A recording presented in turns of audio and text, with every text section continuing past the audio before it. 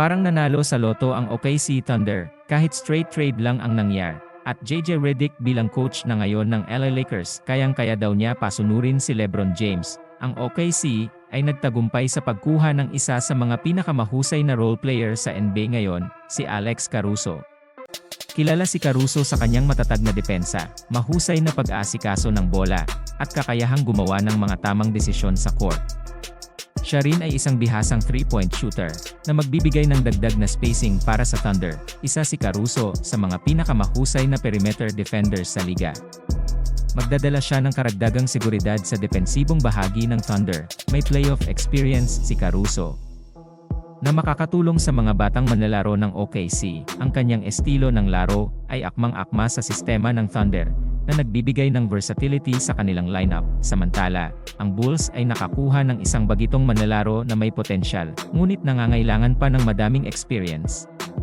Hindi pa ganap na kilala ang kanyang kakayahan, ngunit may mga indikasyon na maaari siyang maging mahalagang bahagi ng team sa hinaharap. May potensyal ang bagong player, ngunit hindi pa ganap na nade-develop ang kanyang laro. Ang Bulls ay kailangang magbigay ng sapat na oras at resources para ma-develop ang kanyang kakayahan.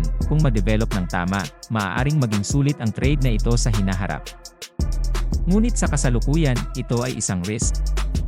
Ang OKC Thunder ay nag-trade upang palakasin ang kanilang depensa, magdagdag ng karanasan, at mapabuti ang kanilang 3-point shooting.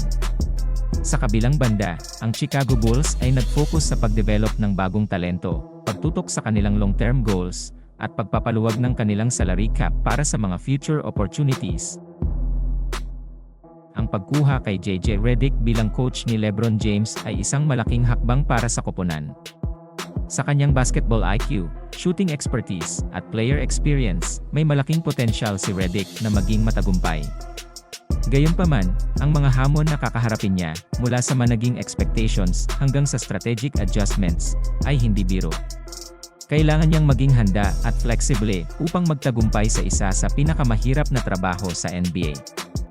Ang pag-coach sa isang koponan na pinangungunahan ni LeBron ay may kasamang malaking pressure na magtagumpay agad.